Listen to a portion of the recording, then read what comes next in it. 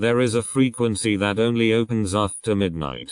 Most people spin right past it, a wall of static between the stations. But if you stop, if you hold there, sometimes a voice comes through. And some of those voices have been gone for a very long time. Welcome back to the midnight frequency. Turn the lights down. Put the world on hold.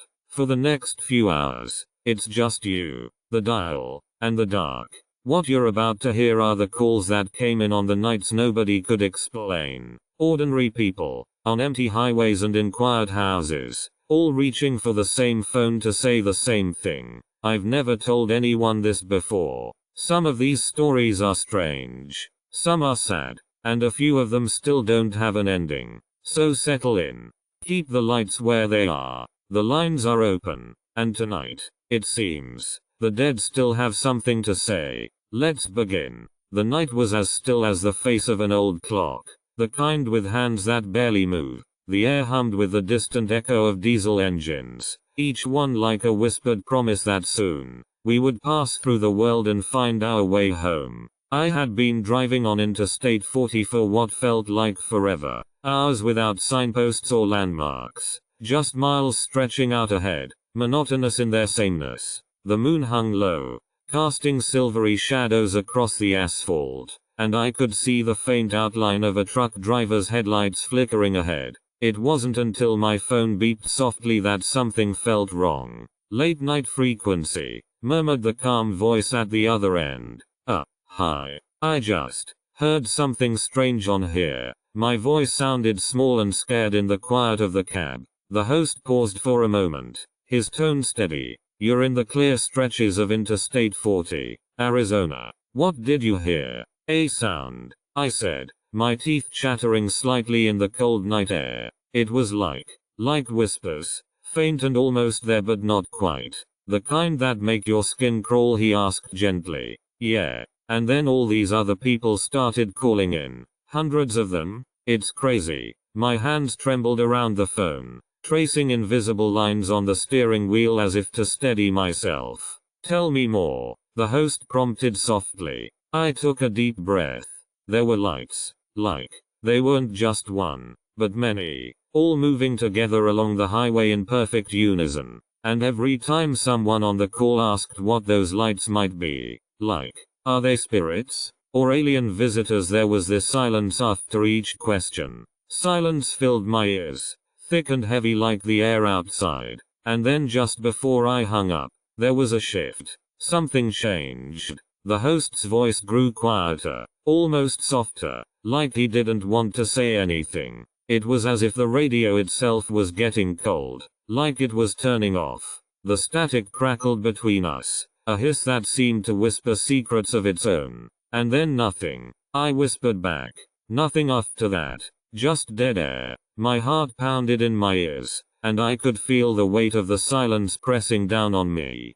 Thank you for sharing your story, the host said finally. It's unusual for so many people to experience the same thing. But his words hung in the darkness like shadows, leaving me with a lingering chill that wouldn't let go. For days afterward, I heard those lights still, pacing the empty highway under the watchful eye of the moon. And each night, there was always that momentary pause before the static returned to normal. What if they're still out there, pacing silently, waiting for their chance again? The phone in the quiet of night suddenly lit up like an intruder, its ring slicing through the silence. It was just before 2 a.m., when Rachel's sleepy streets hummed with hushed secrets. The caller on the other end didn't say much at first, just enough to confirm their location. Rachel, Nevada. I could hear the static crackle in the background, like an old radio tuned between stations. Mr. Voss, I began,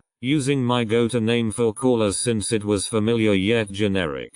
I don't understand what's going on here, a man's voice said, thick with exhaustion and confusion. I've never heard anything like this before. His name was Tim. He sounded ordinary enough, a simple factory worker from a small town. And yet, his story was about to twist the mundane into something inexplicable. Tim, I started again, trying to keep my tone calm.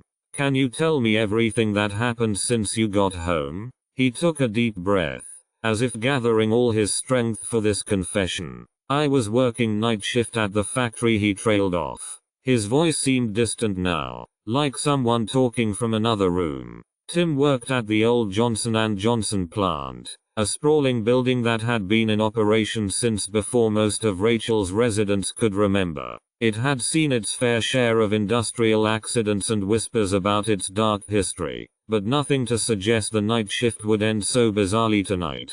I was getting off at 10 p.m. and I went straight home, he continued. The words were simple, but they carried a weight that made me sit up in my chair. I got into the house around 10:30. He paused, as if reliving the moment. The phone line crackled again, a brief moment of static that felt like an omen. Tim hesitated before he continued. My wife was asleep, so I went to bed too. I couldn't sleep, and at 11:30, I walked downstairs for a snack.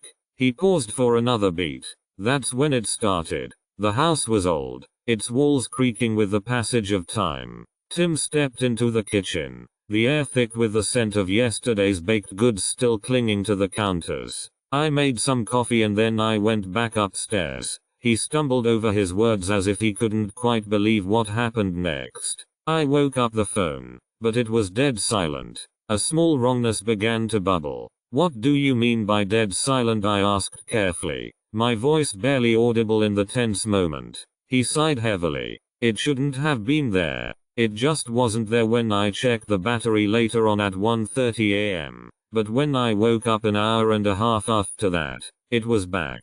There it was. The forward hook.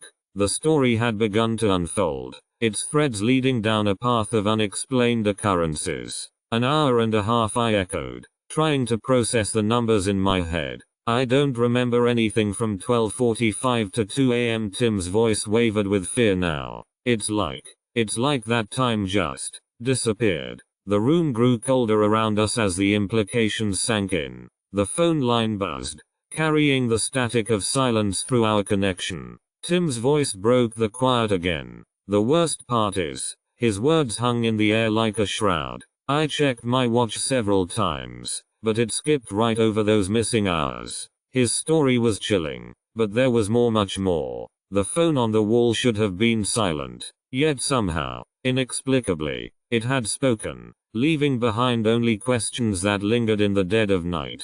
The line went dead, and I sat there for a long moment, the static fading away into an eerie silence. Tim's story was but the beginning of something far more sinister, something that might be lurking just beyond the edges of our understanding. Tim? In the quiet dead of night, the only sounds came from the still waters of Big Blackfoot Reservoir. Jack Leary pulled his jacket tighter around him, despite the fact that he should have been long used to the chill that clung to the mountainsides in Bozeman, Montana. He'd been out on the water late into the evening, but now, as he turned away from the marina and began his trek home, a creeping unease settled over him. The road was mostly empty, save for the occasional car passing by with headlights slicing through the dark like angry whispers. Jack's footsteps were muted against the gravel of the dirt path that led to his trailer. He'd parked at the far end, close enough to the water that he could catch a glimpse of its vast expanse even after he was safely ensconced in bed. Tonight, though, as he walked back towards his truck, something didn't feel right. It wasn't just the usual shadows that danced in his peripheral vision. It felt like something was watching him. He shook his head to clear away such nonsense and quickened his pace. The static from the old radio on the dashboard crackled and faded as he drove off into the night, leaving him with only the sound of crickets and silence. And then, with a jolt, Jack's phone rang, a persistent buzzing that cut through the stillness like a siren's wail. For a moment, his hand hovered over the call reject button, but curiosity got the better of him. He hesitated, pressing hello. He croaked into the receiver. A voice came through muffled and faint, tinged with something that sounded almost otherworldly. Jack? It was soft, hesitant, like someone who had been holding their breath for an eternity. Jack squinted at his phone, trying to make out the caller's number, but it displayed only unknown. Who is this? He asked, his voice firming. There was a pause on the line. Can you see something? Rising over the reservoir, the voice whispered back.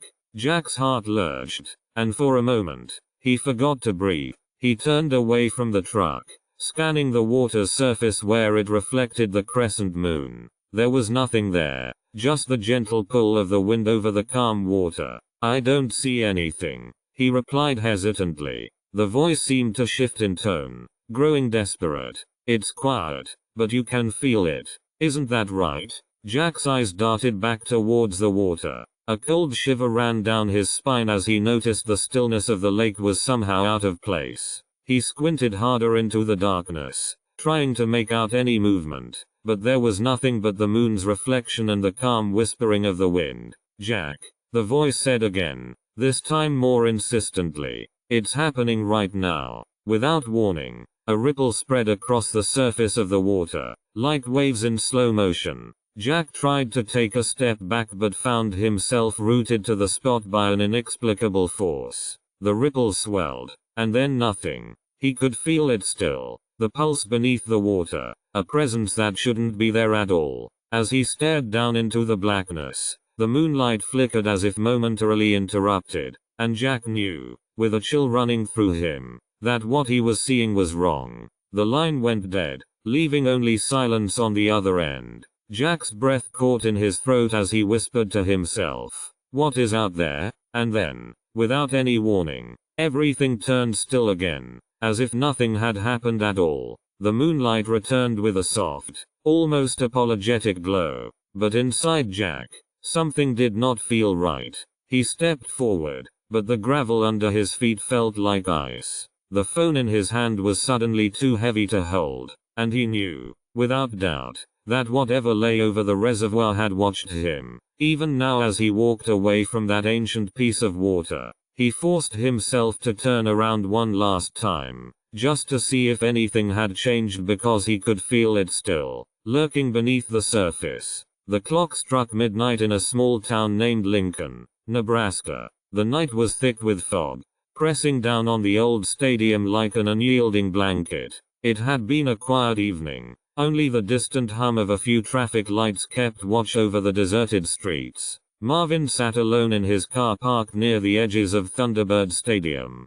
a place once bustling with fans and players but now desolate at this hour. He had called into the midnight frequency, hoping for some solace or explanation from the night's eerie silence. The dial tone was clear, a stark contrast to what he sought. A soft static crackled through the speaker, interrupting his thoughts just as an older woman's voice cut in.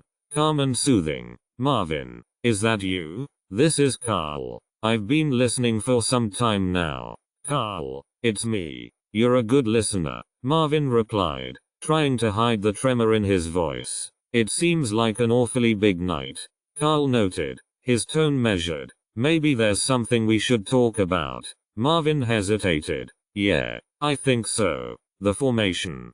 Thousands of people reported it last night. Carl continued without pause, his curiosity evident. An unexplainable phenomenon. Hundreds if not thousands looking up at once. And yet no two accounts agree. Marvin's pulse quickened. You mean, they all saw something different? Exactly. Carl confirmed. The sky was clear, just after the game ended. Now, here's where it gets interesting. Hundreds of people claimed to see a giant shadow, an aircraft, even shapes moving above the stadium. A chill ran down Marvin's spine as he recalled that night.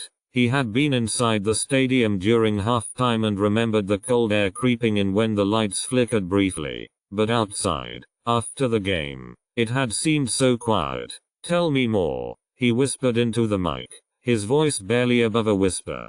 Carl paused for a moment before continuing. You see, Marvin, these accounts vary wildly. Some said it was humanoid, others claimed it was an animal or something completely different. Marvin leaned closer to the radio, trying to listen despite the static. Did anyone get a good look? One woman swore she saw a figure in dark clothing, moving too fast for a human. Another man described a giant winged creature with eyes that glowed red. Carl recounted. Red eyes, Marvin murmured, his mind racing. It's like, it wasn't meant to be seen. That's right. And yet, People looked up and saw something. Anything, and then they couldn't agree on what it was. Carl's voice grew more animated now. Some said it was just an optical illusion caused by the fog. Others claimed a hidden camera system was at work.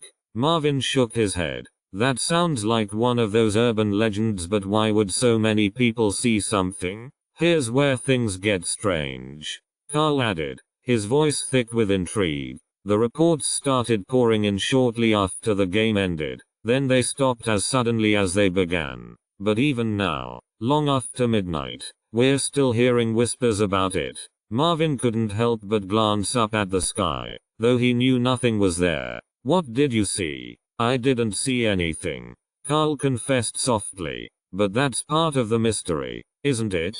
The night refuses to offer answers, just questions and unspoken fears. A cold wind whispered through the lines, rattling Marvin's car windows. So, what happened after everyone looked away, he asked, his voice trembling. Silence, Carl replied simply. And then nothing, except for the memory of that formation above the stadium. A moment frozen in time but never fully understood. Marvin sat motionless, the only sound the static punctuated by distant, indiscernible noises.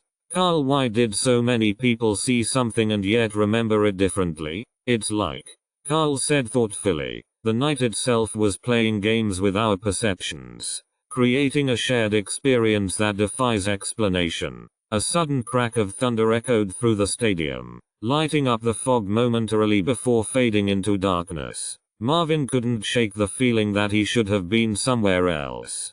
Carl, do you believe in these things? I don't know, Carl admitted honestly, but I do think it's worth remembering. Sometimes, what we see isn't just about our eyes, it's about how the night chooses to show us its secrets. A chill seeped through Marvin's bones as he listened, knowing that the formation above the stadium was still out there, still unexplained. And when he looked up, the sky remained empty, save for his reflection in the fog. The silence stretched on until all Marvin heard was the static, a persistent reminder of something he couldn't see but knew was there. Don't touch that dial. Stay with me. The next one is worse. Isabel's old car was quiet. Too quiet. She glanced at her speedometer to see if it had slowed, but the needle steadied at 45 miles per hour. She hadn't noticed anything. No flicker of headlights from oncoming cars. No distant hum that should have been audible over the whine of the engine.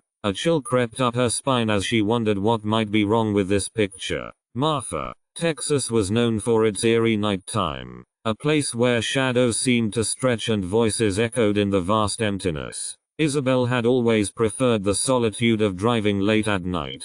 Just her old sedan, her headphones filled with music, or sometimes silence. Tonight, though, something felt different as she made her way down FM 170, the main road that cut through the desert. The radio had been quiet for hours now. Only static crackled over the speakers, a lonely companionship in this desolate landscape. The air was dry and cold, the moon casting stark shadows on the undulating terrain. Isabel's headlights picked out a long line of salt flats ahead, but it was her ears that began to feel uneasy. She could have sworn she heard a faint, rhythmic sound, almost like an engine idling at high speed, echoing down the empty highway. Isabel pulled over by an old hitching post and grabbed her phone. She should probably call it in. Maybe someone else had heard it too. As she dialed, she realized that the road was eerily silent, no trucks or cars to be seen or heard. The only sound came from the hiss of air through the tires and a distant,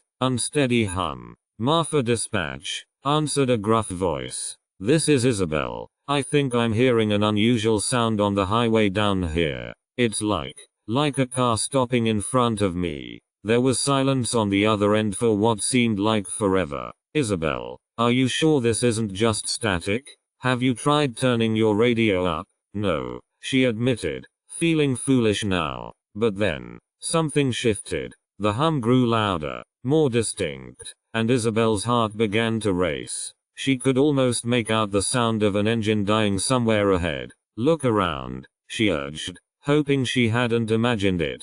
See if you can spot anyone. The hum intensified, becoming a low droning that seemed to vibrate through her chest. Suddenly, it stopped abruptly. Isabel's phone slipped from her hand as the world went dark. The only thing left was that eerie silence, broken by the static of the radio, and the echo of something that had just vanished. Isabel slowly pulled herself from the car, her body cold with dread. She didn't move past the hitching post but stood stock still, listening. After a moment, she saw headlights emerge from the darkness. Pulling up beside her, a man stepped out, his face in shadow. "Everything okay here?" he asked, his voice warm and calm in the chill of the night. Isabel nodded numbly, trying to find her voice. Just a strange sound, she managed. The headlights suddenly went dark, plunging them both into blackness once more. She reached for her phone again, but it was dead, as though someone had unplugged it. In the quiet of an Anchorage winter night, the radio hummed softly in the darkened living room. As the midnight hours settled over the city, Alex sat huddled by the wood stove, his phone clutched in one hand as he stared at the screen with growing unease. The number had been a random dial from a caller asking for an anonymous channel to share something unexplained. Now that moment was here. The operator cleared their throat into the mic. "Thank you for calling the midnight frequency, Alex." "Hi," Alex whispered back, his voice trembling despite the warmth of the room. The static crackled around them, a faint hum against the silence. "I just spoke to John," the operator began. "John is a pilot who made an extraordinary call before us. I'll let him share his story now." A pause. Static filled the air, then a soft male voice from another world. "Hello, John. This is your host. We're here for you tonight," the calm voice said. "Just listen." John's voice was strained, barely audible over the static. Alex leaned closer, hands trembling as he squinted at his phone screen, trying to make out what exactly had happened that night. This was on a typical night last January. The clouds were thick and dark, but the ground stayed clear. I was heading into what seemed like another uneventful flight with no passengers. The static intensified, almost drowning out John's voice as he continued. "Then, just past the ridge, about 20 minutes from home, I saw it. A light, bright and cold, so much unlike any natural sky reflection or anything we have in our logs. It was there." Alex swallowed hard, his body tingling with fear. "It shouldn't be there," John said. "It stayed a few miles ahead, but every time my instruments tried to pick it up, they came back dead." The host interjected gently. "Can you describe the light again for our listeners?" There was no mistaking it. Pure white and pulsing, steady and rhythmic as if it had its own heartbeat. John's voice wavered slightly. Alex felt his chest tighten. "It wasn't a star, or even one of our known satellites," he added. "Could you see anything else unusual?" the host asked. "Not that I noticed until later." "That's fascinating," the host said, and for an instant, there was a flicker of curiosity in the voice. "I took off heading south," John continued. "As the light moved west over Anchorage, it disappeared completely from my screen. But as I came around to land, someone was waiting. There's no way anyone could have known where to be." Alex thought, his heart racing. "Can you elaborate on that?" the host pressed. The plane taxied in and stopped. I stepped out into the cold night air. My co-pilot was there. He said he saw it too but couldn't explain it. We both tried to get inside but he wouldn't." Alex felt his breath catch, a chill creeping up his spine as John's voice broke for the first time. "What do you mean he wouldn't?" "Turns out my co-pilot, that was me," John whispered. "I thought maybe I had imagined it in all the hours of darkness before landing, but then something touched my face, cold and soft. It didn't hurt, just like an invisible hand." A long silence filled the static, and when we opened the door, no one else was there. I walked back into the plane, and it was empty except for a small light on the dash that blinked slowly. I followed it to the cockpit and saw nothing. John's voice choked up. Alex's eyes widened in horror at his own reflection on the phone screen. "So you were waiting for someone who never came?" he asked. John's voice cracked as he said, "No one was there when I got out of the plane. The light blinked a few times and then stopped. The host's voice cut through the tension. And after that, the light followed me home, John said quietly. It floated up from the dash onto my shoulder, pulsing steadily as if guiding me. Inside, it just sat on the table in front of me. I tried to pick it up but couldn't, like it was made of pure energy. A moment passed, and Alex's fingers started tapping out a nervous rhythm against his leg. What happened after that? The host asked softly. I don't know, John said finally. I put it on the shelf in my study and went to bed. When I woke up this morning, it was gone. Alex's mouth dropped open, a mix of fear and curiosity holding him in place as he listened. Thank you for sharing that with us tonight, John, the host said gently. As the line disconnected, Alex stared at the empty screen, his mind racing. This is just too weird to be real, he muttered out loud. The static faded into a slow hum, a constant reminder of the unexplained and the dark, unknown world beyond their grasp. It was 4:30 in the morning when Jerry Lomax's phone rang. His wife had long since fallen asleep on the couch beside him, but he stumbled out of bed and reached for it without thought. His hand trembled as if it were his first time holding a radio. The line crackled and sputtered into static, before coming to rest with a familiar voice. Jerry, it's me, Lulu. Just wanted to check in on you. Jerry paused, puzzled. His wife never called at 4:30. He picked up the phone, his voice steady but weary. Lulu, I couldn't sleep, she said softly.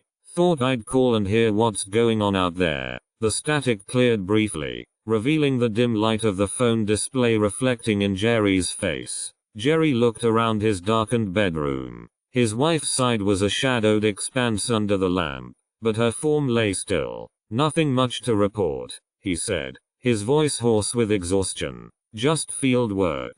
Do you mind if I listen anyway? She asked, hesitantly. Jerry sighed and nodded into the phone. Sure.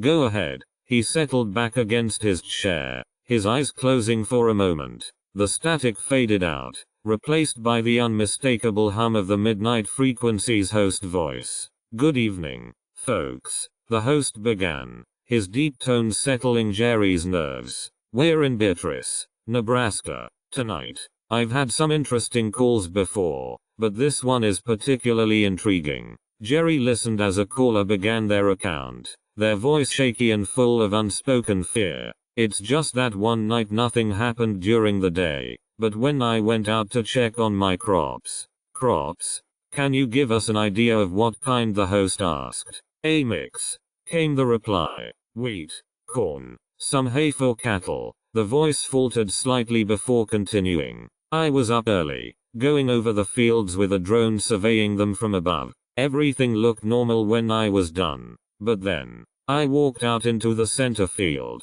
Can you describe what happened next? The host prompted. The pattern, the caller said in a whisper. It was like someone had stepped through the center of my fields, leaving these flat spots where everything else was still growing tall and green. The description sent an uncomfortable shiver down Jerry's spine. What kind of shape did this pattern take? The caller hesitated before answering, their voice barely audible over the static. Well, it formed a circle, a huge one, almost as big as my entire field. Another pause. When I got closer, though that's when it started to get weird. Jerry leaned in, straining to hear. Weird how? The caller swallowed, their voice nearly a whisper now. There were no tire tracks or footprints leading out of the circle. It was just flat where everything else around it was growing normally. A long silence, filled only by static.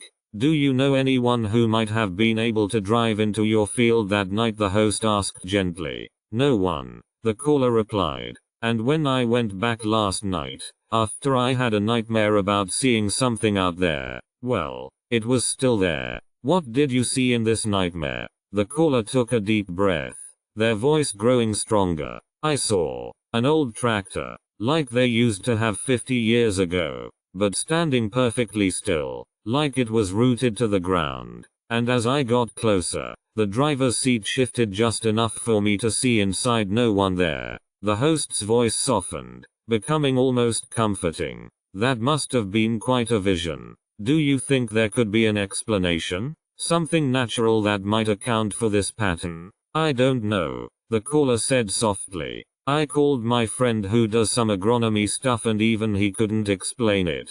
And what did your friend say when you told him about these flat spots? The host asked. He thought maybe the tractor had run over something in the field during a storm or something. But the caller's voice broke off. There were no tire tracks, no signs of damage to the machinery. The static grew louder for a moment before fading again, leaving only the whispering host. So it seems like your field was visited by some kind of visitor. Perhaps something we don't understand yet. It's a mysterious pattern with no clear explanation, much like that which befell you earlier today. The voice paused before speaking again. Do you plan to investigate further or just leave it as is? The caller took another deep breath, their tone finally lifting a bit. I think I'll try and figure out what caused it on my own, they said, determination in their voice. But something doesn't feel right here. What don't you like about your situation? The host asked. The caller's voice dropped to a conspiratorial whisper. This isn't normal. The flat spots are changing ever so slightly, and at night, I've seen lights moving around out there like they're avoiding my field. A long silence followed before the caller added almost inaudibly, like someone is protecting it. Jerry listened intently to the static-laden voice, his mind racing with possibilities. That's quite a story, the host concluded softly. Thank you for sharing your experience with us tonight. I hope you get to the bottom of this, or at least find some peace in the mystery. The caller's response was a simple, resigned thanks. Jerry hung up and looked down at his wife sleeping soundly on the couch. The static crackled again, and he heard the host wrap up. Until our next mysterious caller joins us. Good night everyone. Good luck out there, Jerry. Jerry set the phone back in its cradle, his mind filled with questions and unease. He stood slowly, his footsteps silent as he made his way to the door of his bedroom. Just before turning off the light, he noticed a faint circle etched into the carpet, the outline of that field in Beatrice, Nebraska, where the flat spots still waited. And in that moment, Jerry couldn't shake the feeling that something was watching him back. 3 a.m. and the call-in line was still open. The soft hum of the radio static filled the air as if it were an old friend, a familiar companion in the quiet darkness. In Wichita, Kansas, John sat in his dimly lit apartment, staring out into the night through fogged-up curtains. Radio, you there? He whispered, pressing the receiver to his ear. Static crackled and then, finally, a voice emerged from the speakers. Hello, this is Midnight Frequency. It's 1:30 in the morning. What's your story? John took a deep breath, feeling the weight of his tale settle on him. He reached out and picked up an old photo from the table, a picture of himself with two men, both pilots, neither smiling. I've got something I need to tell you, John began hesitantly. It's about flying at night, and seeing things. Things that shouldn't be there. Silence stretched on, thick as the night air itself. Tell us everything, the host urged gently. John nodded to himself, his voice barely above a whisper. Okay. It was a cold night in January, 1984. I was 23, new to my first co-pilot job at Midway Airlines. He paused, remembering. The memory clung like ice to his soul. Midway had this old prop plane, the Beechcraft Baron. We were flying from Wichita to St. Louis. Night shift. 6 hours into it, we hit turbulence over the Ozarks. I was sweating. Just a regular night till then. John's hands trembled as he recounted what happened next. It came out of nowhere. A light. A faint glow. Like someone had turned on an old porch light and left it to burn for too long. It was in front of us. Dead ahead. Not from the cockpit's usual glare. I couldn't understand how it was there. The clouds were thick. Pilots are trained to observe. But something about that first encounter made John uneasy. We called our captain on the intercom. He heard what we saw but didn't believe us. Said it must be an aircraft or a reflection in my glasses. You know. So, I shrugged and tried to focus back on the controls. John's voice grew softer, more internal as he spoke. I was wrong. 15 minutes later, while I checked my instruments, my co-pilot, Mike, saw it again. This time, I watched him too. His eyes went wide, and he grabbed me by the shoulder. Did you see that? Did you see that? John shivered, recalling that moment. I did. And then we both heard a whisper, a voice coming from inside the light itself. It said, "Agree not to report." That's all it said. We were silent after that. An uncomfortable silence filled the radio. The host encouraged, "Go on, John." What happened next? John cleared his throat, swallowing hard. Mike and I decided to keep it a secret. No point in causing an incident, right? Besides, everything was fine after that. It was just weird. We landed safely in St. Louis. He hesitated, the weight of his decision pressing down on him. Years went by. Mike retired. He passed away last year. I had never told anyone what happened until now. John's voice cracked slightly, but things started happening when I got back to Wichita. Nightmares. Sometimes, in the middle of the night, I wake up and see that light again. It's like a warning, or maybe a message. Agree not to report. The radio static crackled loudly as John hung up, leaving the host alone with his thoughts. Stay tuned, the voice from the radio said softly into the night. Next week, another story you can't explain. You're listening to the Midnight Frequency. Keep the lights where they are. The midnight host's voice cuts through the static on the radio. Hello there, he begins softly, his tone calm yet earnest. I hear you've got a story to share, and sometimes, these late night calls are some of the most chilling ones we get around here. A deep breath precedes his next words, the kind of pause that signifies something truly out of the ordinary is coming. Sedona, Arizona. There's a back road there, one not many drive. It's quiet, empty, and at night, it feels like time itself stops moving. The caller's voice breaks through the static, slow and hesitant, tinged with a chill. It was my last night shift. Coming home from the diner, that's when I saw it.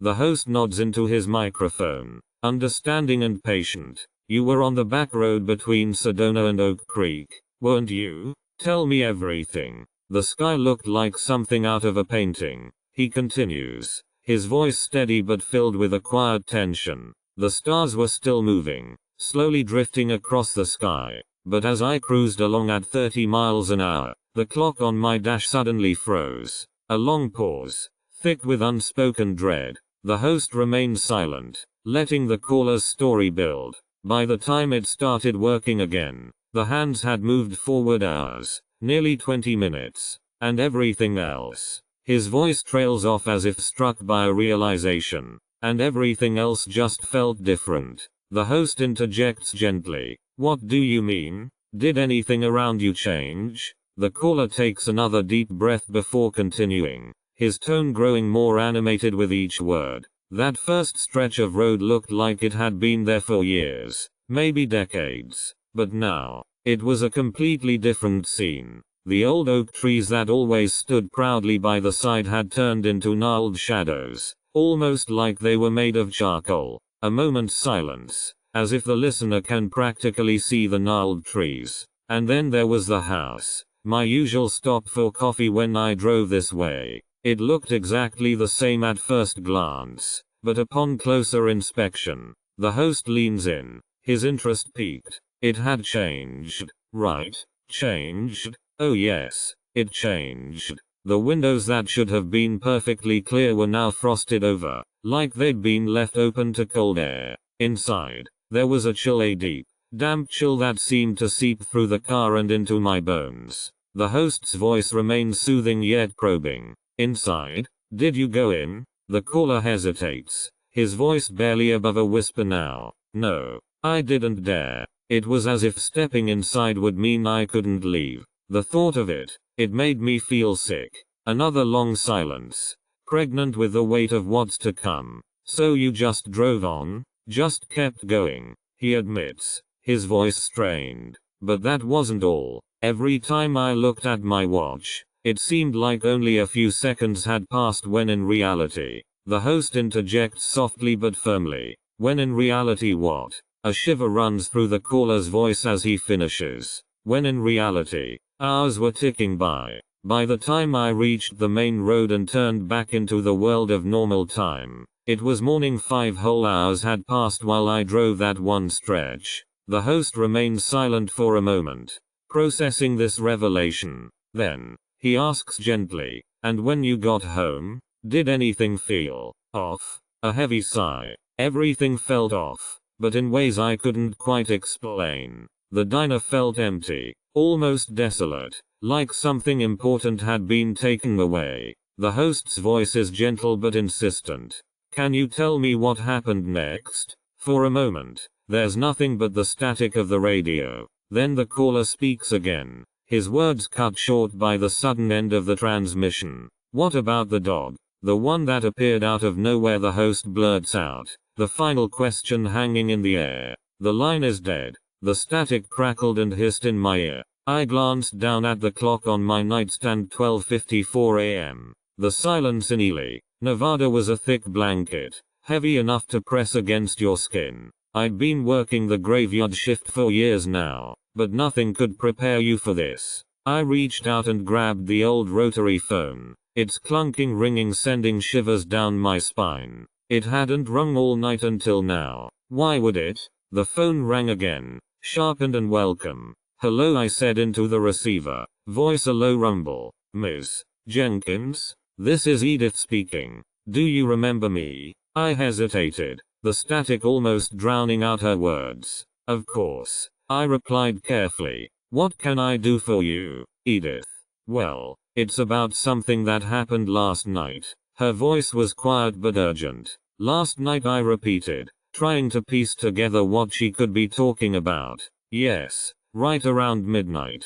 My heart skipped a beat. My mind raced back through the previous hours, from my shift starting until now. I couldn't think of anything out of the ordinary. Or could I? "I don't know if you can even hear me," Edith said, her voice strained, but it was unbelievable. "Go on," I urged. "Well, you remember this house just outside Ely? The old one near the dam? The one that looks like it's been there forever." I remembered it as clearly as my own home. An abandoned relic, its windows cracked and boarded up, the paint peeling off in strips. "Yes, that one," she said. "Last night, at precisely midnight, something happened." I sat straighter on my cot, every nerve ending alert.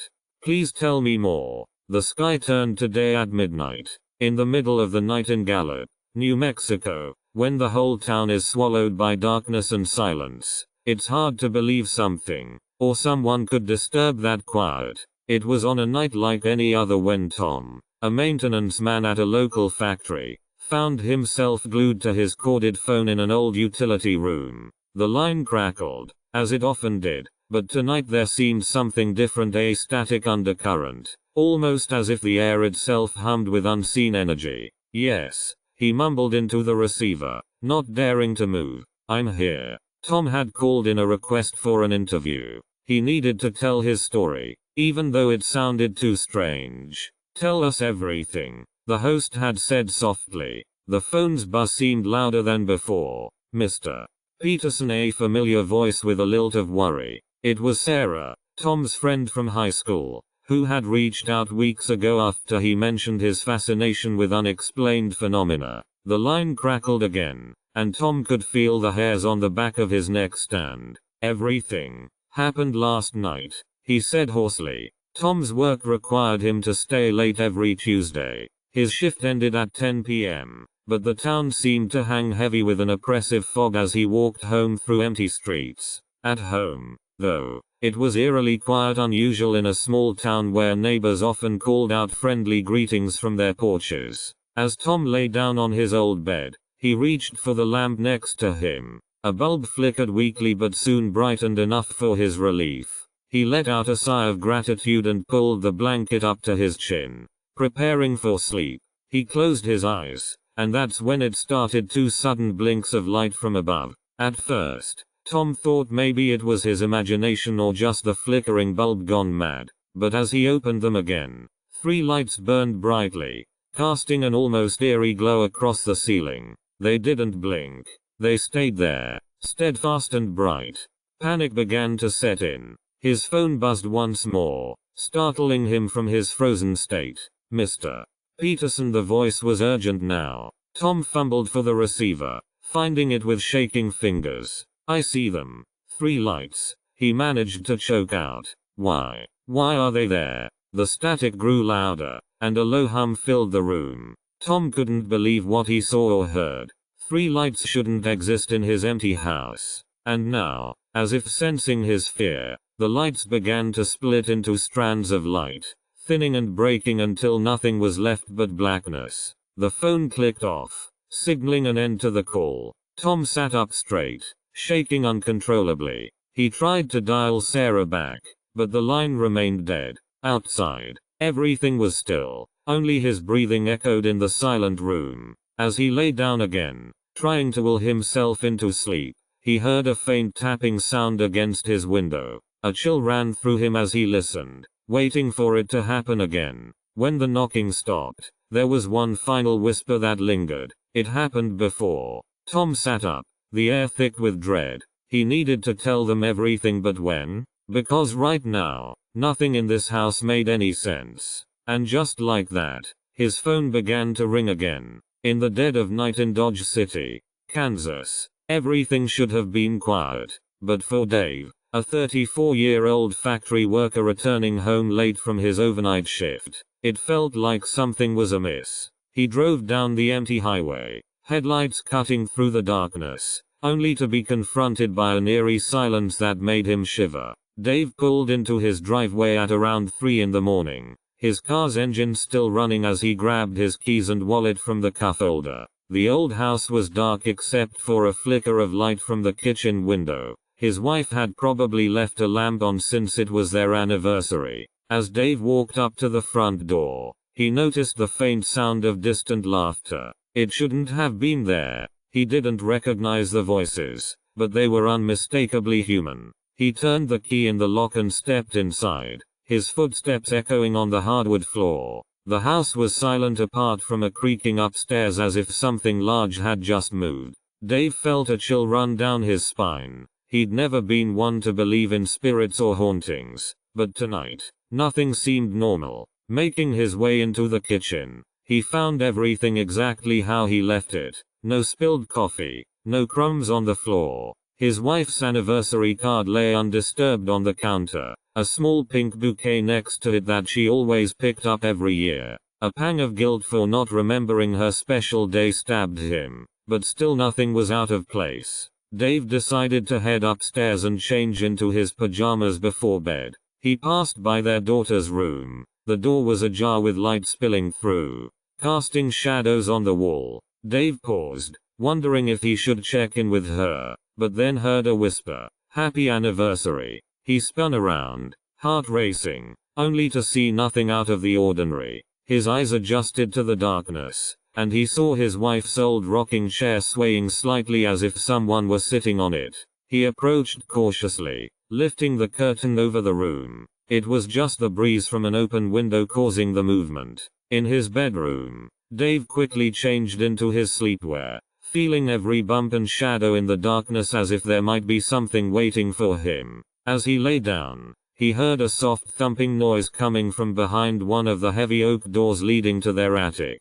The sound was faint but undeniable, like a heart beating or maybe wings. With a mix of curiosity and fear, Dave got up to investigate. He reached out tentatively and turned the handle of the door, slowly pushing it open. Inside, all was dark except for the single beam of light from his bedroom filtering through. And then he saw it, a triangular shape in the center of the attic, blocking his view entirely. The object didn't cast a shadow or reflect any light. It was as if a void had appeared amidst the dust and old boxes. Dave approached cautiously, reaching out his hand to feel its edges, but nothing met his fingers. Panic began to rise when he turned his head back toward the door, only to see it slowly sliding shut. The world outside his window grew still, as did the silence of the house. Dave stood rooted in fear, a single question echoing in his mind. What is that? And then, the light from his bedroom went out, plunging him into complete darkness. The silence was so oppressive, and the only sound was his own ragged breathing, heavy with dread. In the dark attic, the shape shifted slightly, blocking more of the view outside. This next call came in just after 3, the hour they say the veil is thinnest. The sound was soft, like a breath of wind through a whispering forest. It woke me up from a dreamless sleep, that familiar crackle of static, barely reaching over the low hum of distant AM radio. This is Midnight Frequency, the voice began, calm and reassuring in its darkness. It's 3:30 in the morning, and you're listening to us. I adjusted my headphones tighter around my head, trying to ignore the chill that crept up my spine. I was in a secluded area near Bend, Oregon, setting up for another night of work as a forest firefighter. The fire season had been brutal, but this night offered a rare respite. No active fires meant an easier shift. I'd found a small clearing with a perfect view, pitched my tent, and built a cozy campfire. It was just past midnight when my phone rang. Hello, I answered, unsure who it could be in the middle of the night. Are you Mike? Asked a voice that sounded far off, muffled as if through a wall. Yes, I replied cautiously. I need your help. The man's tone was steady but urgent. It's about my friend. He hesitated, and for just a second, his voice broke slightly. He didn't make it home tonight. My heart skipped a beat.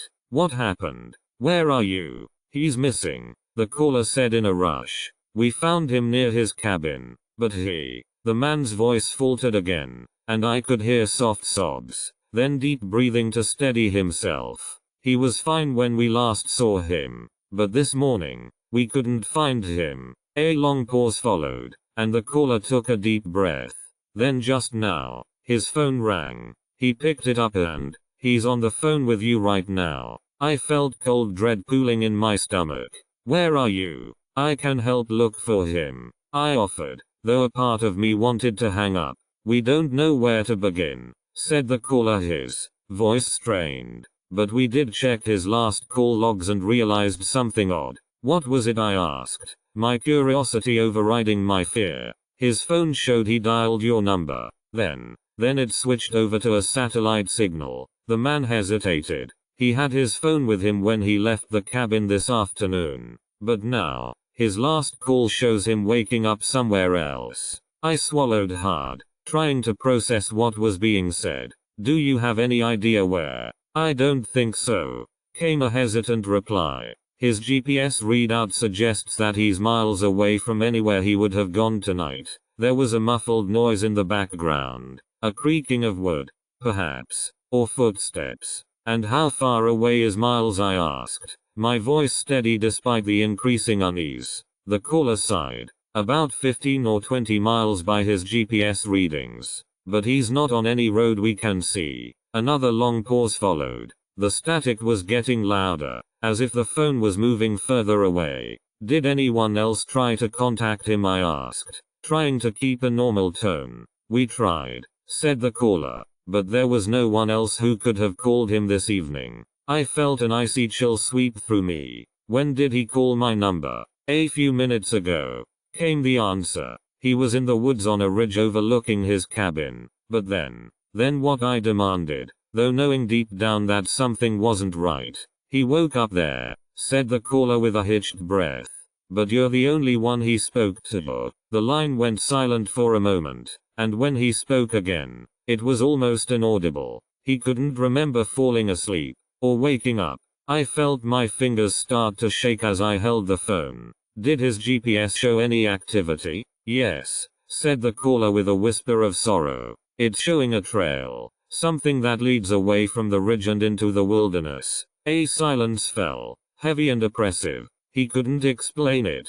I tried to speak, but my voice caught in my throat. Did he say anything else? Nothing, said the caller softly. Just that his phone showed him waking up on a ridge he never climbed. The line went dead for several long seconds before static filled my ears again. I hung up the call and stared into the dying embers of my fire, trying to make sense of what I'd heard. It was just after 3:10 a.m. I had no idea where my friend might be, or if he would ever return. It was too late in the night for a phone call like this. Too late for any kind of help. And with nothing more than his lost signal to go on, I felt a chill run down my spine and realized that there were some places you simply couldn't wake up from. Mike's last call had left me stranded, miles away from civilization, and wondering about the unexplained. It's 2 a.m., the middle of July in Stephenville, Texas. I'm on night shift at the old gas station,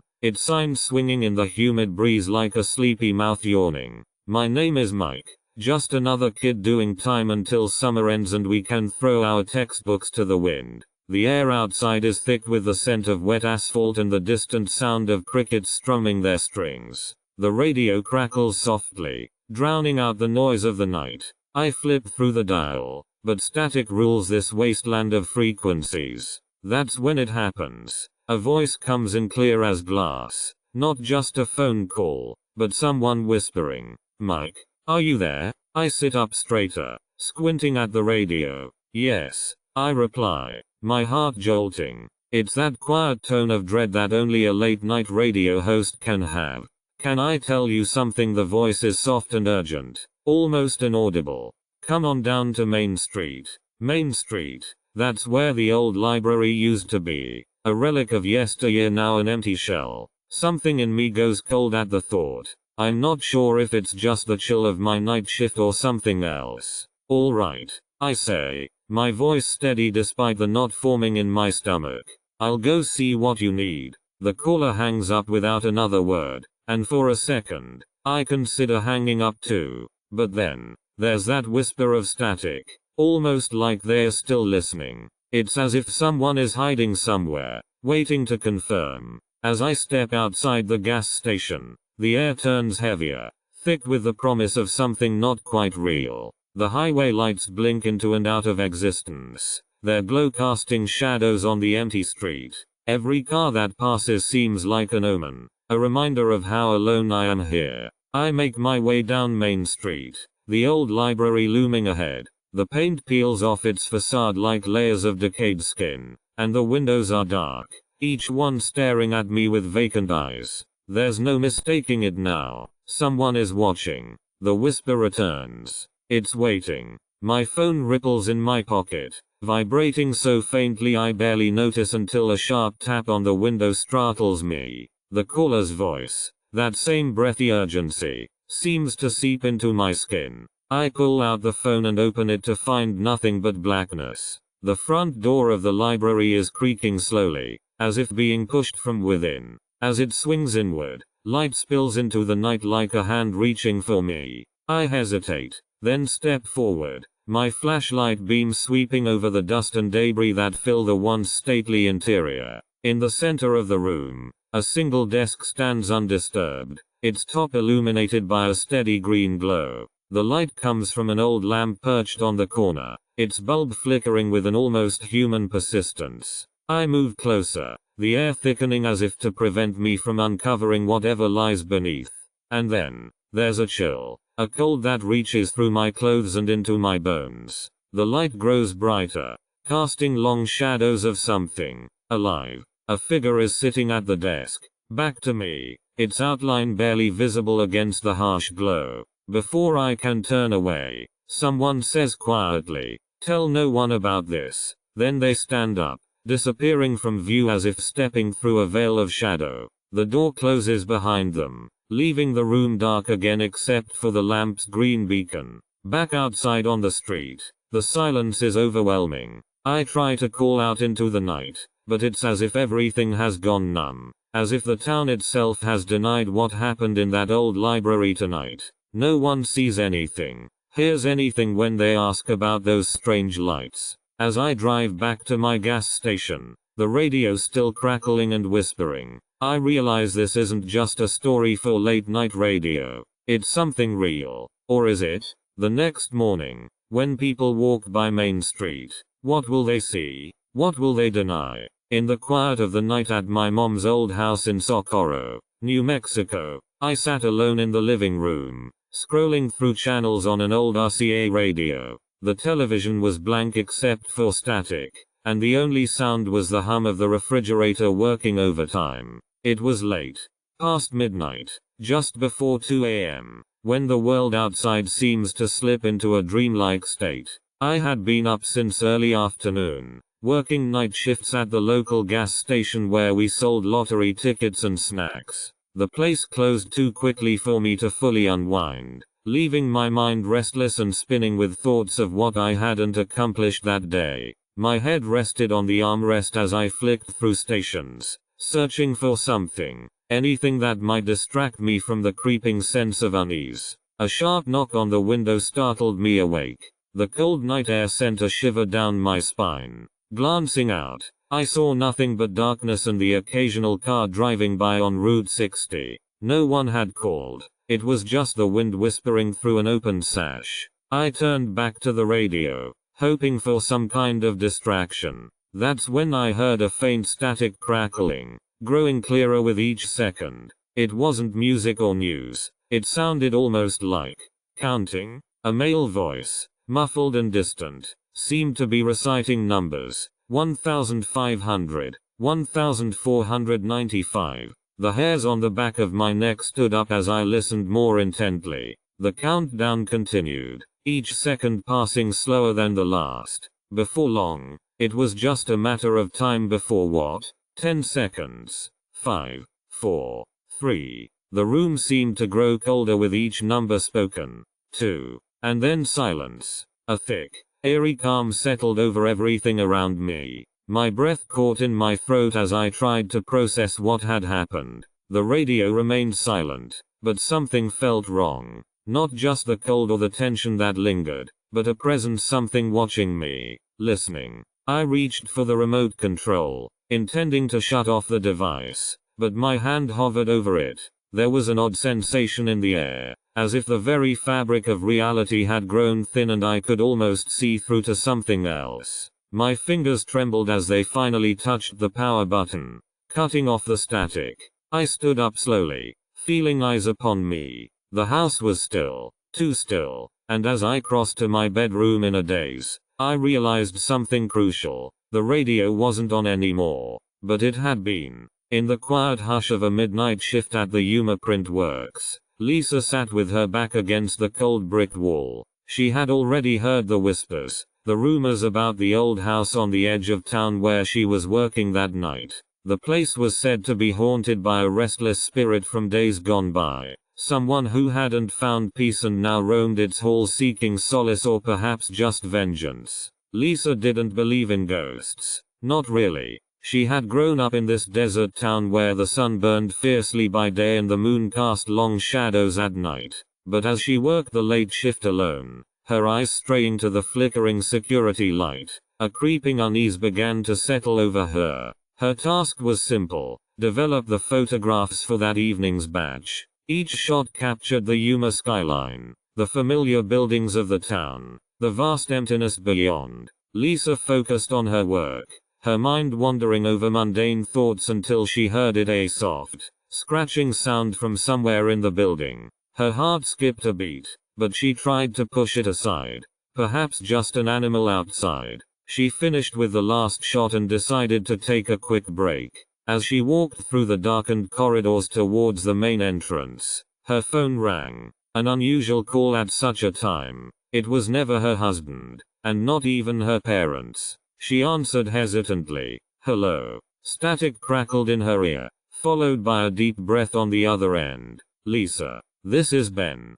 I think something bad happened to me, came a shaky voice. Lisa's stomach flipped, and she held the phone closer to her ear. Ben, where are you? I'm at that old house. You know where I found those photos. Remember? The call cut out abruptly, followed by a loud thud. A chill ran down Lisa's spine as she stared into the darkness of the hallway. She hesitated for only a moment before walking back to her station, clutching her own phone tightly. As soon as she was back at the developing room, she noticed something peculiar about the last photograph. The image showed nothing but fog, just a blank patch where a tree once stood. Each print developed that night exhibited the same inexplicable blackness in the exact same spot. She spent hours trying to figure out what caused it, replaying every moment of her shift. But no matter how many times she examined those prints, that same fuzzy void appeared, as if it had never been there at all. Lisa returned home just before dawn, the photographs in a bag by her side. As soon as she walked into her living room, the light flickered and then went out entirely. A moment later, it flickered back on, casting an eerie glow across the room. Lisa's reflection showed nothing but darkness where her face should have been. "Hello," she called softly, stepping toward the refrigerator. But in that spot where the light from the fridge was meant to bathe her reflection, there appeared a blankness just like in those photographs, only it didn't fade with time. It remained, an unyielding blackness that swallowed up anything behind it. Terror gripped Lisa's chest as she stepped back, her hands shaking. In that moment, the only thing she could think of was Ben. What had happened to him? The worst part hadn't come yet. If you're still with us, good. A lot of people stopped listening alone after this one. In the quiet of a Wyoming night, the only sound came from the distant hum of an old radio on the counter. The host, his voice calm and steady, spoke into the microphone as if the words were a balm against the cold that seeped through the walls of Sheriff Harold's tiny living room. "Hello, this is Midnight Frequency," he began, "and I am here to share a story from Cheyenne, Wyoming. The name is Tom, and his tale isn't one of thundering storms or ghostly hauntings. It's just a whisper in the wind that seems impossible to explain." Tom's voice was quiet but firm as he continued. "It started late on a Friday night, after we had herded our cattle home from the fields. It was a calm evening, with only a hint of cold air sneaking into my old house in Cheyenne." The host paused slightly, his voice picking up just enough to emphasize the story's eerie tone. "Tom, you were on your way back from the night shift at the feedlot. It had been an ordinary day, but nothing too unusual. You and your neighbor, Jim, were going to meet for a drink, but as I recall, you never made it." Tom's voice dropped lower, almost a whisper, as he described that fateful moment. "The road was empty then, just the kind of night when the darkness seems to stretch on forever. My truck's taillights cut through it like a knife. I was driving down a familiar path, but something felt off." The host's tone grew more hesitant. "Can you remember what came next, Tom? The moment that made your heart stop?" Tom swallowed hard before answering. "I saw them, the cows, just standing there in a circle. There were about 40 of them, and they all faced north. I've raised cattle my whole life, but never had I seen anything like it." The host's voice took on a more urgent tone as he prompted Tom to share his experience fully. "Tell me, what did the cows look like? Any unusual behavior?" Tom described the scene in stark detail. "They looked healthy enough, no signs of distress or agitation, but there they were, just standing and staring, and not at anything visible. They seemed lost to whatever was up in the sky. It took me a moment to realize that my phone wasn't working, a common enough thing, but this night felt different." The host's voice grew somber. "You tried calling Jim, I assume?" Tom nodded into the silence of his living room. "Yeah, I did, but my phone had no signal, not in the valley where we usually get at least a few bars. Then it hit me. These cows weren't just standing there, they were facing something up north, and no one else seemed to see it."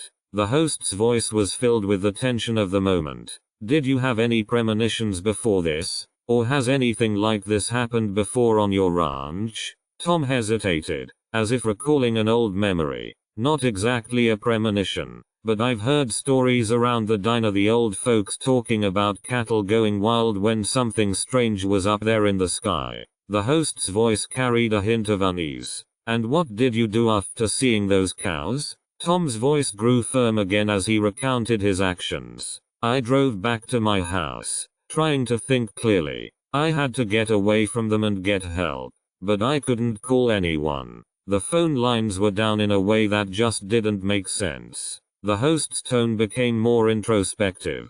"Can you describe the feeling during this time? Were there any other sounds or sensations?" Tom exhaled deeply, his voice carrying the weight of the night. I felt like I was being watched. Like something was waiting for me to find out what those cows were looking at. But by morning, everything had gone back to normal. The cows went on as usual, and my phone worked fine. The host's voice took on a chilling finality. So, Tom, that's the story of your night with the cattle in Cheyenne. Do you have any theories about what those animals were seeing? Something beyond the natural world? Tom's voice was soft, almost as if speaking to himself. I don't know, but I keep wondering whenever there's a clear sky at night. Maybe it wasn't just a figment of my imagination. The host paused for a moment before concluding. Thank you, Tom, for sharing that experience with us. The feeling of being watched or knowing something is out there in the vastness above. That chill is one we all feel sometimes. Until next time, on Midnight Frequency. The radio static crackled and died away as the segment ended, leaving a lingering sense of unease in its wake. In the quiet of a Wednesday night, Sarah Jensen hung up her phone and stared at her son Eric's bedroom door. The light from his lamp cast long shadows across their small apartment in Flagstaff, Arizona. A chill crept down her spine as she wondered what she should do about the strange feeling that had been lingering since Thursday night.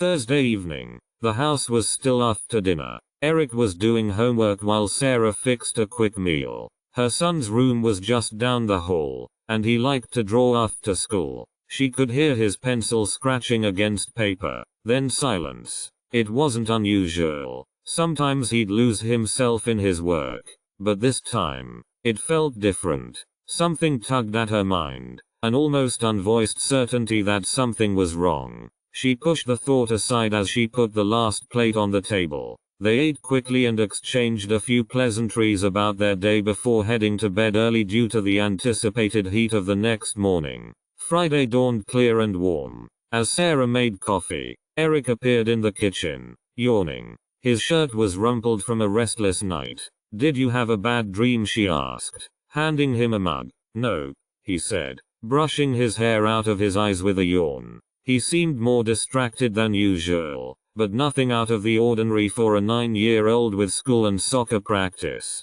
He retreated to his room without even glancing at her as if something was troubling him. Saturday afternoon brought a thunderstorm. Sarah took refuge from the loud crackling static on the TV in Eric's bedroom. The storm rumbled outside, and she turned up the volume on the old RCA TV, hoping it might mask some of the noise. Her eyes wandered to his desk where Eric kept a small drawing pad. A sketchbook lay open with 2 pages filled side by side. The first page showed an ordinary tree in a sun-dappled forest, but the second, Sarah gasped, pushing herself away from the door. The drawing was more detailed and twisted than anything he had produced before, almost as if it were a vision or a dream. The scene depicted a dark alleyway with a gnarled old tree dominating one corner of the page. But what made it chilling were the shadows playing over it.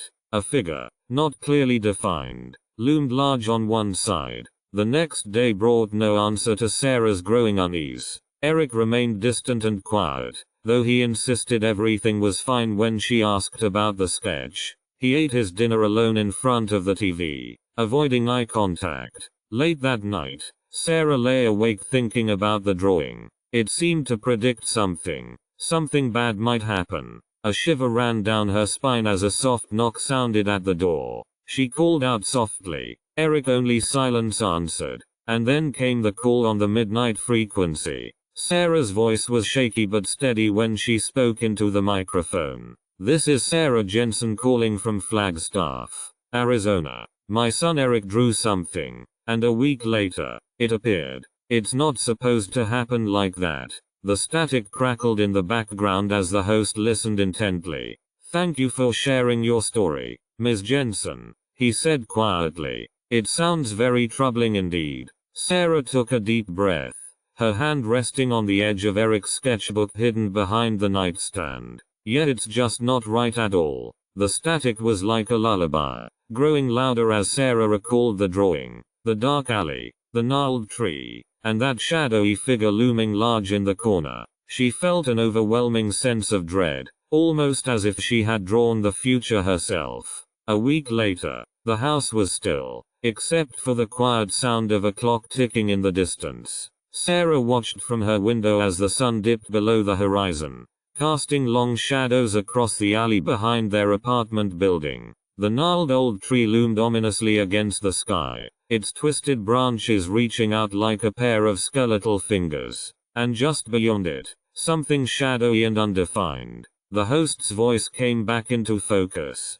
"Thank you for your courage in sharing this story with us. I hope to hear more from Flagstaff." Sarah hung up the phone, her heart pounding as she turned away from the window. The shadows deepened outside, enveloping everything in darkness just like that drawing on the second page. "Why did he draw it before it came?" she whispered, but no one answered. The air was thick with the unspoken and chilling possibilities of what might have happened next. The night had swallowed Barstow in a blanket of starless blackness when Larry stepped outside his diner. The only light came from a single street lamp flickering weakly at the edge of town, casting long shadows that danced on the cracked asphalt. He glanced down at his wristwatch. 21 minutes until 2 a.m. It was an ordinary Wednesday night, but something felt amiss. Larry had worked the late shift for years without issue. Tonight's crew included him and 3 others: Sarah, Joe, and Mike.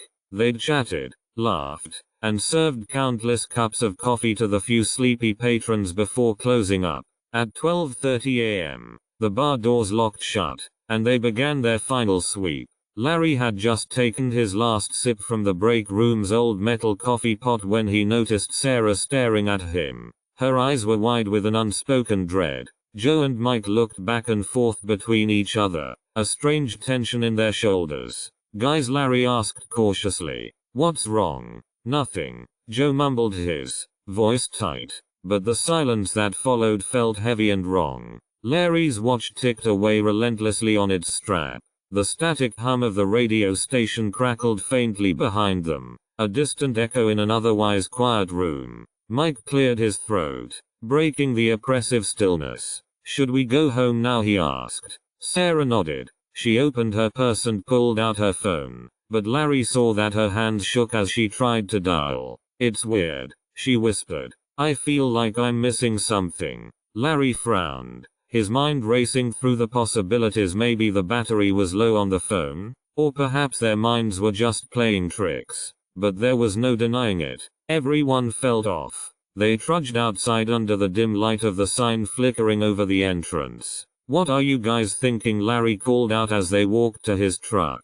Sarah glanced nervously at Mike, who didn't meet her eyes. Joe stayed silent, his face set in a grimace. Suddenly, there was a soft whirring sound, and Larry's watch stopped. He looked up just as the radio station voice announced it was 2 a.m., exactly 60 minutes after their scheduled closing time. But none of them remembered ringing down and putting away the coffee pots, or even locking the door. Larry's heart pounded in his chest as he realized that an hour had vanished without any recollection of what happened. Sarah's phone still showed no signal, but it was now showing 12:03 a.m., the same time as Larry's watch. Mike fumbled with the keys to Larry's truck and managed to start it, all while Joe stood stock still in front of the diner door. Larry knew then that something unexplainable had occurred during their shift, but instead of fear or urgency, an eerie calm settled over him. It was as if the night itself had decided they should never have left that bar. He glanced at Sarah and Mike again, who were staring back at him with expressions of resignation. As Larry drove away from Barstow under the watchful eye of the street lamp's soft glow, he couldn't shake the feeling that his whole life was about to change in a way none of them would ever understand. The night was heavy with an eerie silence as Betty huddled in her small, cluttered kitchen. She pressed a hand to the cold glass window, watching the faint stars through the fogged-up panes. The clock ticked softly on the wall, marking time in a dance that felt more like a dirge. At exactly 2:37 a.m., her phone began to ring. Her heart skipped as it happened. She hadn't expected this. She knew late-night calls could be anything, but there was something peculiar about how insistent the ringing was. The usual dial tones were muted, replaced by a strange static that crackled and hissed, almost like an old radio tuned to nothing. Betty grabbed the phone hesitantly, her fingers trembling as they dialed 911. But before she could press send, a voice began to speak over the line. "Good evening. This is Midnight Frequency. You've reached us on the dedicated frequency for all your unexplained phenomena and ghostly encounters." Betty's breath caught in her throat. I can hear you," she stammered, almost inaudibly. The host's voice was calm and unhurried, but there was a quiet intensity that made Betty feel like she wasn't alone. "We've received your call, Betty. You've had an interesting experience, haven't you?" Betty swallowed hard. I heard something weird," she managed to say. The host paused, the sound of a distant typewriter typing into the air. Then he spoke again, his words slow and deliberate. "Could you please tell us more about it?" She hesitated, her mind racing. "I was at my uncle's place last night. Old house in Green Bank, West Virginia." Betty took a deep breath, trying to steady herself. "It's like this." The static began to increase, creeping into the edges of her hearing as if a phantom presence was invading the call. "There was just nothing there," she said, her voice growing fainter. But then it happened. A metallic ring cut through the static, sharp and insistent, almost mocking. Betty's eyes widened, and she felt an icy chill creep up her spine. "Hello? Hello?" Her voice sounded distant even to her own ears. The host didn't respond for a moment, the silence stretching out between them. "Can you tell us exactly what happened?" Betty focused on her words, trying to anchor herself in reality. "I was setting up some night shifting equipment when I heard this ring. It came from inside the old house, like it was calling me from the darkness." Static filled the line again, almost overwhelming. She could feel a presence there now, like something watching and waiting. "I went inside to investigate," Betty continued, her voice barely above a whisper. "There wasn't anyone there, but I swear that ring sounded just like my own phone, like it was trying to make contact." The static spiked again, almost as if the line itself was reacting. "Could you describe the room where this happened?" Betty shivered, her hand tightening on the receiver. "It's an old bedroom, dusty and cold, with no lights on. There were no calls in my phone at all." Silence. And then a voice spoke again, quiet but urgent. "Is there anyone else nearby? Someone you can tell what this might mean?" Betty shook her head into the receiver as if hoping she could talk through it. "I don't know. I was alone." The static increased to a roar that drowned out everything else. Betty tried to focus past it, but a sense of dread crept in, tightening around her heart. "Do you think this is just random interference?" the host asked, his voice barely above a whisper now. Betty's thoughts raced. Was she imagining things? Was this all some kind of ghost story on the radio? Just when she thought she could take no more, a single, persistent ring sounded through the static. It echoed, airy and insistent, in her ear as if it wanted to be heard. The phone rang again, the sound growing louder as if fighting its way into reality. Betty slammed the receiver down onto the cradle with a sharp crack that seemed to reverberate through every fiber of the old kitchen. She listened, straining against the silence, but there was nothing. No more ringing, no more static, just an overwhelming sense of something watching and waiting. And then, in the quiet, the phone began to ring again. "Don't touch that dial. Stay with me. The next one is worse." In the quiet of a February night in Galesburg, Illinois, Sarah McQueen hung her coat over the back of the kitchen chair and stretched out her tired legs. The old house creaked softly, a symphony she'd long since learned to tune out. She glanced at the clock.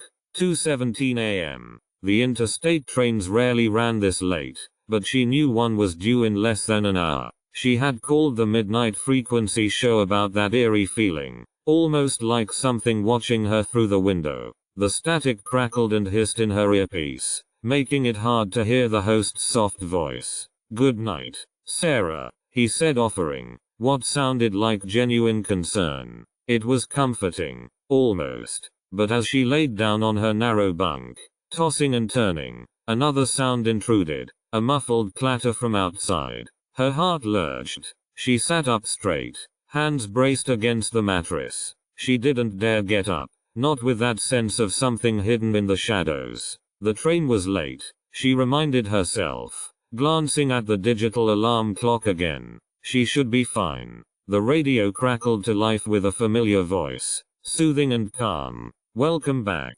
Sarah," he said, his tone steady and reassuring. "I hope you're feeling better." Sarah nodded, though there was no one there to see her. Just an old house, she muttered to herself. She knew it wasn't true. The fear of those shadows lingered. The host paused for a moment, his voice deepening into something more personal. "Sometimes, we have stories that come from the darkness itself." Sarah turned the radio volume up slightly. "Tell me about it," she whispered back, her throat suddenly dry. He continued in that same tone, almost as if sensing her unease. "I've heard about a house out on Railroad Avenue where something seemed to wait for the late night train." Curiosity tugged at her, and despite her better judgment, Sarah moved closer to the radio. She leaned forward into its comforting hum. "A local man named Tom was working his second night shift," the host said. "The train came through every other hour or so on this line, but it was always too early for him to hear anything. It wasn't until one chilly February evening that he heard something different." Sarah felt a chill run down her spine. Something different. Her eyes darted towards the window. He had barely stepped outside the station when he saw an object hovering over the tracks. Too small, like it was waiting. When the train arrived and pulled out of the darkness, Sarah could almost hear Tom's breathing hitch. She leaned in closer to the radio. Tom said he thought about going back inside but hesitated. The night was cold, even for late February. As the last car slipped past, the object seemed to vanish into thin air. Sarah gripped the chair, her knuckles turning white. She didn't dare turn and look out the window again. Years later, Tom still can't shake the feeling of something waiting. The host concluded softly. "It's a story that seems almost too small for late night radio, but there are things in this world beyond what we understand." The radio was silent now. Sarah sat frozen on her bed, her mind replaying every detail of Tom's story. The train tracks, the cold night air, and that lingering feeling of something watching. And then, just as the last of Tom's voice faded into static, she heard it.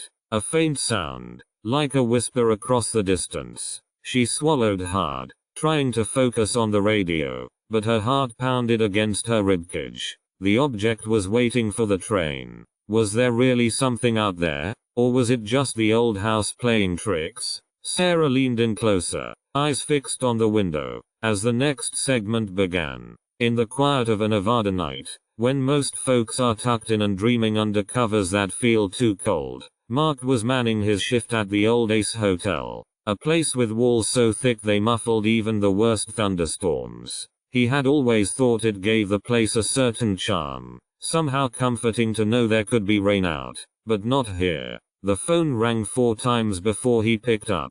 "Hello," his voice was calm, used to the lonesome calls that would come during his night shift. But this time, his breath caught in his throat as though something sinister had just slipped through the lines. "Mark, it's Sarah. Listen to me carefully." Her words were urgent, yet strangely distorted, like she was calling from a great distance or perhaps another time. Before he could reply, she started to speak again, her voice a mere whisper. "You need to come home. Quick." The line crackled, and when Mark tried to ask what was going on, only white noise met his ears. He hung up the phone and turned to the clock that hung above the desk. 12:35 a.m. He had been waiting for this moment since he started working late, ever since a series of unexplained events began at the hotel. The floor would creak in the dead of night.